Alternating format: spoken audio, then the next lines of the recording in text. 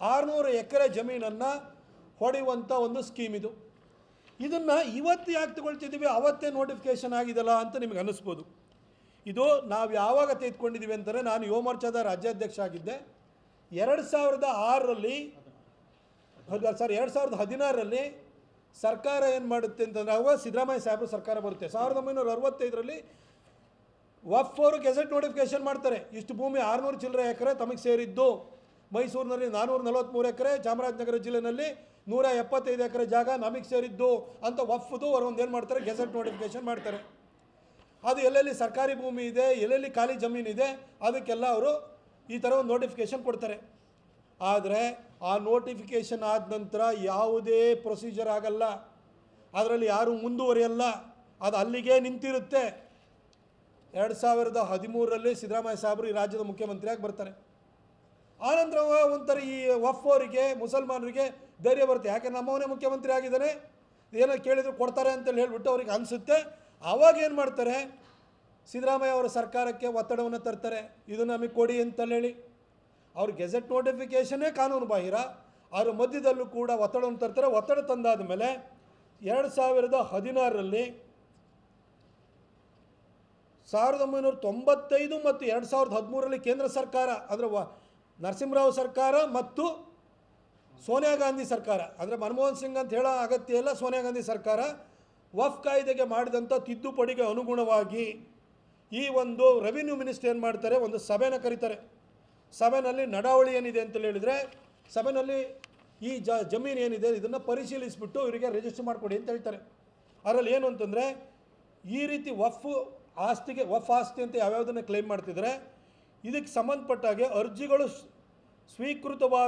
ಸ್ವೀಕೃತವಾದ ನಂತರ ಸಂಬಂಧಿಸಿದ ಉಪವಿಭಾಗಾಧಿಕಾರಿ ತಹಸೀಲ್ದಾರ್ರವರು ಸದರಿ ದಾಖಲೆಗಳನ್ನು ಪರಿಶೀಲಿಸಿ ನಿಯಮಾನುಸಾರ ಇರುವುದನ್ನು ಖಚಿತಪಡಿಸಿಕೊಂಡು ವಕ್ಫ್ ಸಂಸ್ಥೆಯ ಹೆಸರಿನ ಮುಂದೆ ವಕ್ಫ್ ಆಸ್ತಿ ಎಂಬುದಾಗಿ ಪಹಣಿ ಅಂಕಣ 9ರಲ್ಲಿ ನಮೂದಿಸಲು ತ್ವರಿತಗತಿಯಲ್ಲಿ ಕ್ರಮವಹಿಸಬೇಕೆಂದು ಈ ಮೂಲಕ ಸೂಚಿಸಲಾಗಿದೆ ಅಂತ ಹೇಳಿಬಿಟ್ಟು 2016ರಲ್ಲಿ ರೆವಿನ್ಯೂ ಮಿನಿಸ್ಟರ್ ನೇತೃತ್ವದಲ್ಲಿ ನಡೆದಂಥ ಸಭೆಯಲ್ಲಿ ಡೈರೆಕ್ಷನ್ ಕೊಡ್ತಾರೆ.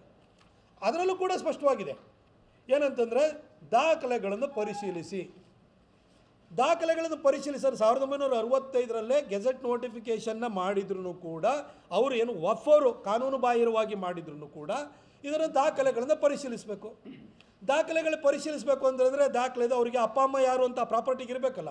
ಅಪ್ಪ ಅಮ್ಮ ಯಾವುದು ಸರ್ಕಾರಿ ಭೂಮಿನ ಅಥವಾ ಖಾಸಗಿಯವರಿಗೆ ಸೇರಿದೆಯಾ, ಇದನ್ನು ಪರಿಶೀಲಿಸಬೇಕು ಅಂತ ಭಾಳ ಸ್ಪಷ್ಟವಾಗಿ ಹೇಳ್ತಾರೆ. ಆದರೆ ಇದ್ರ ಬಗ್ಗೆ ಯಾವ ಪರಿಶೀಲಿಸುವಂಥ ಗೋಜಿಗೆ ಹೋಗೋದೇ ಇಲ್ಲ.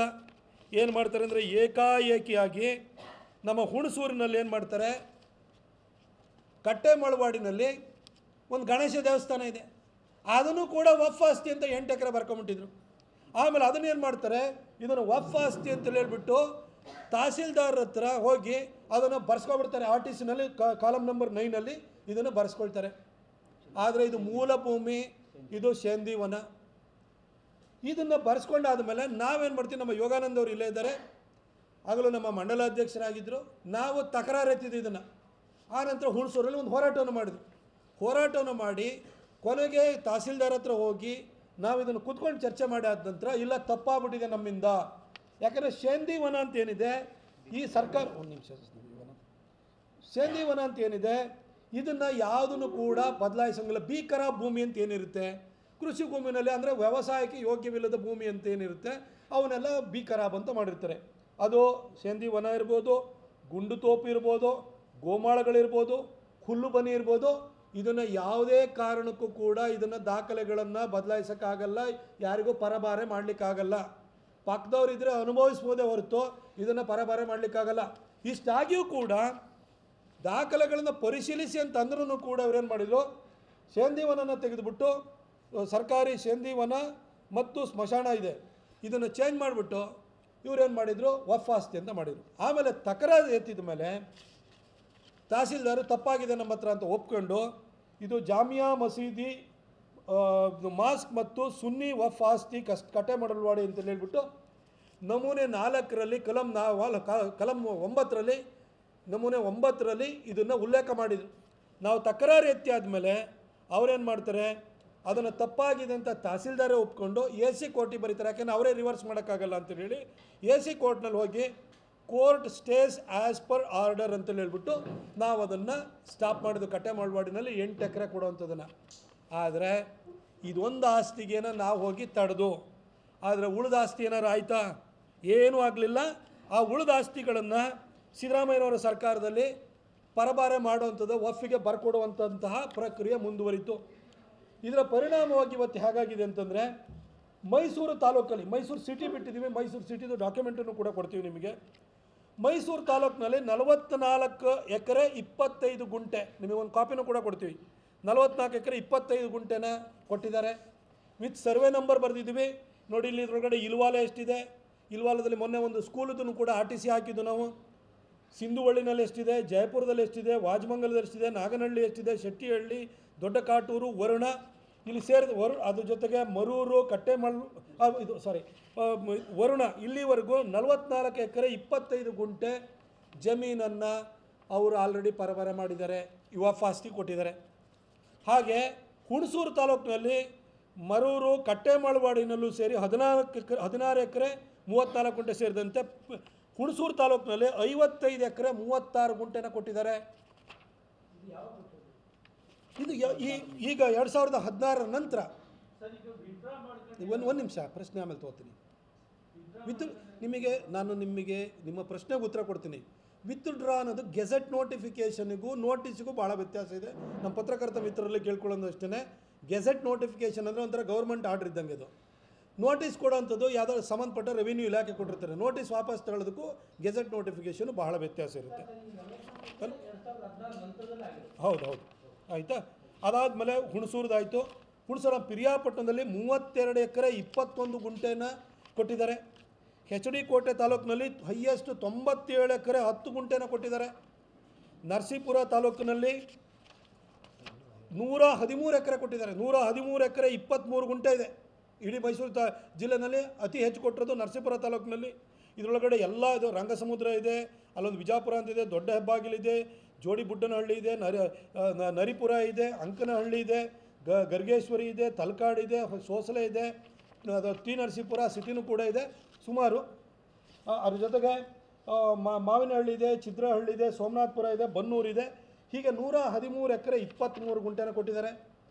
ಹಾಗೆ ಮೈಸೂರು ಜಿಲ್ಲೆನಲ್ಲೇ KR ನಗರ ತಾಲೂಕಿನಲ್ಲಿ ಒಟ್ಟು 99 ಎಕರೆ 21 ಗುಂಟೆ ಕೊಟ್ಟಿದ್ದಾರೆ. ನಿಮಗೆ ಸರ್ವೆ ನಂಬರ್ ಕೊಡ್ತೀವಿ. ನೀವು ಸರ್ವೆ ನಂಬರ್ನ ಹಾಕಿದ ಕೂಡಲೇ ಈ ಭೂಮಿ ಯಾರಿಗೆ ಹೋಗಿದೆ ಅನ್ನೋದು ನೀವೇ ಹುಡುಕಿ ತೆಗಿಬೋದು. ಡಿಸ್ಟಿಕ್ಕಲ್ಲಿ 443 ಎಕರೆ, ಮೈಸೂರು ಡಿಸ್ಟಿಕ್ಟಲ್ಲಿ 443 ಎಕರೆ. ಅದಾದ ನಂತರ ನಂಜನಗೂಡು ತಾಲೂಕಿನಲ್ಲಿ 53 ಎಕರೆ 25 ಗುಂಟೆ ಕೊಟ್ಟಿದ್ದಾರೆ.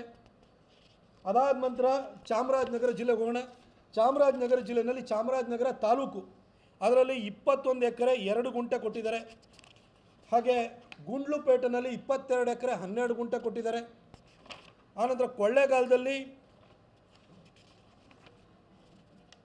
117 ಎಕರೆ 23 ಗುಂಟೆ ಕೊಟ್ಟಿದ್ದಾರೆ. ಯಳಂದೂರಿನಲ್ಲಿ 11 ಎಕರೆ 5 ಗುಂಟೆ ಕೊಟ್ಟಿದ್ದಾರೆ. ಇದಿಷ್ಟು ಒಟ್ಟು ಮೈಸೂರು ಜಿಲ್ಲೆಯಲ್ಲಿ 443 ಎಕರೆ 37 ಗುಂಟೆ ಕೊಟ್ಟಿದ್ದಾರೆ. ಚಾಮರಾಜನಗರ ಜಿಲ್ಲೆಯಲ್ಲಿ 175 ಎಕರೆ 2 ಗುಂಟೆ ಜಾಗ ಕೊಟ್ಟಿದ್ದಾರೆ. ನಾವು ಕೇಳುವಂಥದ್ದು ಇಷ್ಟೇ, ಸರ್ಕಾರಿ ಭೂಮಿನ, ಅದರಲ್ಲೂ ಕೂಡ ಸೇಂದಿ ವನವನ್ನು, ಗುಂಡು ತೋಪನ್ನು, ಗೋಮಾಳವನ್ನು, ಹುಲ್ಲುಬನಿಯನ್ನು, ಇದನ್ನು ಸರ್ಕಾರ ಮನಸ್ಸು ಮಾಡಿದ್ರು ಕೊಡೋಕ್ಕಾಗಲ್ಲ. ಇದು ಹಾಗಿರ್ಬೇಕಾದ್ರೆ ವಕ್ಫ್ ಅವರು ಯಾವ ರೀತಿ ಕಬಳಿಸ್ಲಿಕ್ಕೆ ನೀವು ಬಿಟ್ರಿ? ಹೆಂಗೆ ನೀವು ಕಾಲಮ್ ನಂಬರ್ 9ನಲ್ಲಿ ಇದನ್ನು ವಕ್ಫ್ ಆಸ್ತಿ ಅಂತ ನೀವು ನಮೂದನೆ ಮಾಡ್ತಾಯಿದ್ದೀರಿ? ಯಾಕೆ ಈ ಆಸ್ತಿನ ಲಪಟಾಯಿಸೋಕ್ಕೆ ನೀವು ಬಿಟ್ಟಿದ್ದೀರಿ? ದಾಖಲೆಗಳನ್ನು ಪರಿಶೀಲಿಸಿ ಅಂತ ಹೇಳ್ತಿದ್ದಾರೆ. ಸೇಂದಿವನ ಅಂತ ಇತ್ತು ಅಂತಂದರೆ, ಅಥವಾ ನಿಮಗೆ ಹುಲ್ಲುಬನಿ ಅಂತ ಇತ್ತು ಅಂತಂದರೆ ಬದಲಾಯಿಸೋಕ್ಕೆ ಸಾಧ್ಯನೇ ಇಲ್ಲ. ಹೇಗೆ ಬದಲಾಯಿಸ್ತಿದ್ದೀರಿ ಸಿದ್ದರಾಮಯ್ಯ ಸಾಹೇಬ್ರೆ? ನಿಮ್ಮ ಅಧಿಕಾರಿಗಳು ಯಾವ ರೀತಿ ಬದಲಾಯಿಸ್ತಾ ಇದ್ದಾರೆ? ಈ ಭೂಮಿನ ಹೆಂಗೆ ಕೊಟ್ಟಿದ್ದೀರಿ? ಆಯಿತು, 1965 ಇವಾಗ ಪ್ರಶ್ನೆ ಮಾಡ್ತಾರಲ್ಲ. ಈ ಸಿದ್ದರಾಮಯ್ಯನವರ ಸರ್ಕಾರ ಬಂದಾದ ನಂತರ ಈ ದಾಖಲೆಗಳು ಟ್ರಾನ್ಸ್ಫರ್ ಆಗ್ತಾ ಇರೋಂಥದ್ದು ಮೊದಲನೇದು. ಎರಡನೇದು, ಒಂದು ವೇಳೆ ಸರ್ಕಾರಿ ಭೂಮಿಯಾಗಿದ್ರೂ ಕೂಡ ಯಾರಾದರೂ ಅದನ್ನು ಸ್ವಾಧೀನದಲ್ಲಿದ್ದು ಅದಕ್ಕೆ ದಾಖಲೆಗಳನ್ನು ಮಾಡಿಕೊಂಡು ಅದನ್ನು ಅನುಭವಿಸ್ತಾ ಇದ್ದರೆ 30 ವರ್ಷದ ನಂತರ ಅದು ಅವರ ಸ್ವತ್ತಾಗುತ್ತೆ. ಅಂದರೆ ಲಿಮಿಟೇಷನ್ ಆ್ಯಕ್ಟ್ ಅಂತ ಏನಿದೆ, ಖಾಸಗಿ ಭೂಮಿ ಆಗಿದ್ದರೆ ಅದು 12 ವರ್ಷ ಅನುಭವಿಸ್ತಿರೋದಕ್ಕೆ ದಾಖಲೆನೇ ಇತ್ತು ಅಂತಂದರೆ ಅದು ಅವರಿದಾಗುತ್ತೆ. ಒಂದು ವೇಳೆ ಸರ್ಕಾರಿ ಭೂಮಿಯನ್ನೇ ಅನುಭವಿಸ್ತಾ ಇದ್ದು ಅದಕ್ಕೆ ದಾಖಲೆಗಳಿತ್ತು ಅಂತಂದರೆ 30 ವರ್ಷದ ನಂತರ ಅವ್ರದ್ದಾಗುತ್ತೆ.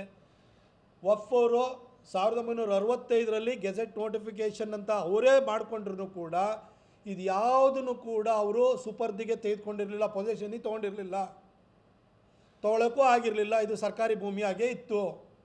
ಸಿದ್ದರಾಮಯ್ಯ ಸಾಹೇಬ್ರ ಸರ್ಕಾರ 2016ರಲ್ಲಿ ಬಂದಾದ ನಂತರ ಇಷ್ಟು ಭೂಮಿಯನ್ನು ಕಬಳಿಸುವಂಥ ಕೆಲಸಕ್ಕೆ ವಕ್ಫ್ ಮುಂದಾಯಿತು. ಅವ್ರದ್ದು ರೆವಿನ್ಯೂ ಮಿನಿಸ್ಟ್ರು ನೇತೃತ್ವದಲ್ಲಿ ಸಭೆಯನ್ನು ಮಾಡಿ ಅದರಲ್ಲಿ ದಾಖಲೆ ಪರಿಶೀಲಿಸಿ ಅಂತಂದಮೇಲೂ ಕೂಡ ಸರ್ಕಾರಿ ಭೂಮಿನ ನೀವು ಯಾವ ರೀತಿ ವಕ್ಫಿಗೆ ನೀವು ಟ್ರಾನ್ಸ್ಫರ್ ಮಾಡಿದಿರಿ ಆಯಿತು.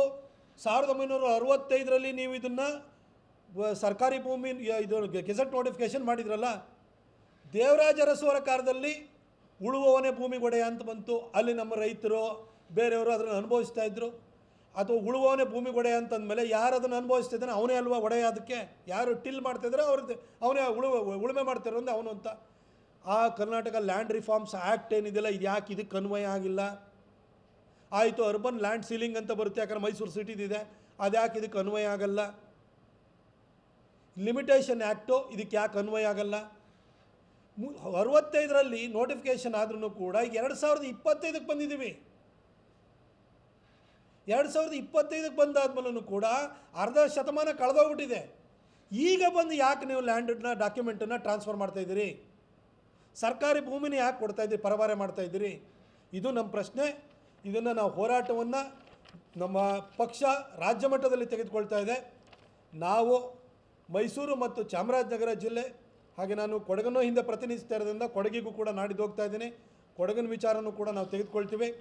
ನಮ್ಮ ಯೋಗಾನಂದ್ ಅವರು 2016ರಿಂದಲೂ ಕೂಡ ಇದ್ರ ಬಗ್ಗೆ ಮಾಹಿತಿಯನ್ನು ಕಲೆ ಹಾಕಿಟ್ಟಿದ್ದರು. ಅದೇ ರೀತಿಯಲ್ಲಿ ಆವಾಗ ನಾನು ಯುವ ಮೋರ್ಚಾ ಅಧ್ಯಕ್ಷನಾಗಿ ಇದನ್ನು ಹೋರಾಟವನ್ನು ಕೈಗೆತ್ತಿಕೊಳ್ಬೇಕು ಅಂತ ಕೊನೆಗೆ ಬರೀ ಕಟ್ಟೆಮಳವಾಡಿ ಭೂಮಿನೊಂದು ಉಳಿಸೋಕ್ಕಾಗಿತ್ತು. ಈಗ ನಾವು ಇಡೀ 2 ಜಿಲ್ಲೆನಲ್ಲೂ ಕೂಡ ಹೋರಾಟವನ್ನು ಕೈಗೆತ್ತಿಕೊಳ್ತೀವಿ. ನಮ್ಮ ಪಕ್ಷದ ಧುರೀಣರು ಆಗಿರುವಂಥ ಮೈವಿ ರವಿಶಂಕರ್ ಅವರು ಕೂಡ ಇದಕ್ಕೆ ಸಾಕಷ್ಟು ಹೋಮ್ವರ್ಕನ್ನು ಮಾಡಿ ಇದನ್ನು ನಾವು ಕೈಗೆತ್ತಿಕೊಳ್ಳಲೇಬೇಕು, ಇದನ್ನು ಪ್ರಬಲವಾಗಿ ಹೋರಾಟವನ್ನು ಮಾಡಲೇಬೇಕು ಅಂತೇಳಿ ಹೇಳಿ ಅವರೂ ಕೂಡ ಒಂದು ತೀರ್ಮಾನವನ್ನು ಕೈಗೊಂಡು ನಾವೆಲ್ಲ ಅದಕ್ಕೋಸ್ಕರ ಇವತ್ತಿಲ್ಲಿ ಬಂದಿದ್ದೀವಿ. ನಾಳೆ ಪಕ್ಷದ ಒಂದು ಅಧಿಕೃತವಾದಂಥ ಪ್ರೆಸ್ ಮೀಟು ಆಗುತ್ತೆ. ಅದಾದ ನಂತರ 22ನೇ ತಾರೀಕು ಇಲ್ಲಿ ಎಲ್ಲ ಜಿಲ್ಲೆಗಳಲ್ಲೂ ತಾಲೂಕು ಹೆಡ್ ಕ್ವಾರ್ಟರ್ಲ್ಲೂ ಕೂಡ ನಮ್ಮ ಪಕ್ಷದ ವತಿಯಿಂದ ನಮ್ಮದು ಹೋರಾಟನೂ ಕೂಡ ನಡೆಯುತ್ತೆ. ಎಲ್ಲೇ ರೈತರು ತಮ್ಮ ಭೂಮಿನ ಈ ರೀತಿ ವಕ್ಫ್ನವರು ಕಬಳಿಸ್ಲಿಕ್ಕೆ ಬಂದಿದ್ದಾರೆ ಅಂತ ನಮಗೆ ಮಾಹಿತಿ ಕೊಟ್ಟರು ಕೂಡ ನಾವು ಅವ್ರ ಪರವಾಗಿ ನಿಲ್ತೀವಿ, ಅವ್ರ ಜೊತೆ ಹೋಗ್ತೀವಿ, ಅವರಿಗೆ ನ್ಯಾಯ ಕೊಡಿಸುವಂಥ ಕೆಲಸವನ್ನು ಮಾಡ್ತೀವಿ ಅಂತ ಹೇಳಲಿಕ್ಕೆ ಬಯಸ್ತೀನಿ.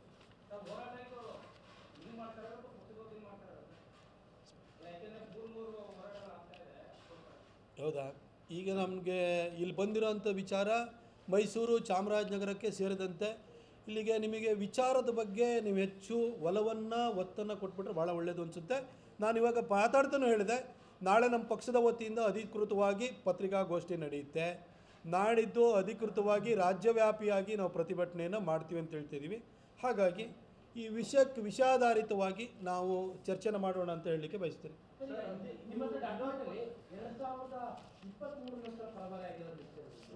ಇದು ನಾವು ಅದನ್ನು ನಮಗೇನಾಗಿದೆ ಅಂತಂದರೆ ಸರ್ವೆ ನಂಬರು ನಮ್ಮ ಹತ್ರ ಎಷ್ಟಿದೆ ಅಂತೇಳಿ ಹೇಳಿದರೆ ನಮಗೆ 1000ಕ್ಕಿಂತ ಜಾಸ್ತಿ ಸರ್ವೆ ನಂಬರ್ಸ್ ಇದೆ. ಈಗ ಎಲ್ಲದನ್ನು ಕೂಡ ನಾವು ತೆಗಿಬೇಕು ಡಾಕ್ಯುಮೆಂಟು. ಇದರಲ್ಲಿ ಒಂದಷ್ಟು ಈಗ ಹುಣಸೂರ್ದು ಯೋಗಾನಂದವರು ನೀವೇ ಹೇಳಿ ಯಾವ್ಯಾವುದನ್ನು ಕೊಟ್ಟಿದ್ದೀವಿ ಆಯಿತಾ? ನೋಡಿ, ಸರ್ವೆ ನಂಬರು ಹುಣಸೂರು ತಾಲೂಕು ಗಾವಡಗೆರೆ ಇದು ಹೋಬಳಿ ಮರೂರು ಗ್ರಾಮ. ಇಲ್ಲಿ ನೋಡಿ ಸರ್ವೆ ನಂಬರ್ 101 ಮಸ್ಜಿದ್ ಸುನ್ನಿ ವಫ್ ಆಸ್ತಿ ಮರೂರು ಅಂತ ಹಾಕ್ಕೊಂಡಿದ್ದಾರೆ. ಇದು 2022-23 ಈ ಸಾಲಿಗೆ ಅಂತ ಅದು ಪರಭಾರೆ ಆಗಿರೋದು. ಇದು 2023ಕ್ಕೆ ಆಗಿದೆ. ಇದು ಅದು ಒಂದು ಹರವೆ ಅಂತ ಒಂದು ಗ್ರಾಮದಲ್ಲಿ ಇರೋದು 2 ಮುಸಲ್ಮಾನ ಕುಟುಂಬ. 3 ಎಕರೆ ಜಮೀನನ್ನು ಕಬರಸ್ಥಾನ ಅಂತ ಕೊಟ್ಟಿದ್ದಾರೆ, ಸ್ಮಶಾನ ಅಂತ ಕೊಟ್ಟಿದ್ದಾರೆ. ಇರೋರೇ 2 ಕುಟುಂಬ. ಆದರೆ ಇದು ನೋಡಿ ಇಲ್ಲಿ ಹರವೆನಲ್ಲಿ ನಿಮಗೆ ಏನಿದೆ ಅಂತಂದರೆ ಹುಣಸೂರು ತಾಲೂಕು ಅದು ಸರ್ವೆ ನಂಬರ್ 204 ಗಾವಡಗೆರೆ ಇದು ಹರವೆ ಗ್ರಾಮ ಮುಸಲ್ಮಾನರ ಕಬರಸ್ಥಾನ ಸುನ್ನಿ ವಫ್ ಆಸ್ತಿ ಹರವೆ ಅಂತ ಕೊಟ್ಟಿದ್ದಾರೆ. ಇದು 2016ರಲ್ಲಿ ಏನು ಸಿದ್ದರಾಮಯ್ಯ ಸಾಹೇಬ್ರ ಸರ್ಕಾರ ಇದಕ್ಕೊಂದು ಆದೇಶನ ಕೊಡ್ತು. ಅದರದ್ದು ರೆವಿನ್ಯೂ ಮಿನಿಸ್ಟ್ರು ಒಂದು ಸಭೆಯನ್ನು ಮಾಡಿಬಿಟ್ಟು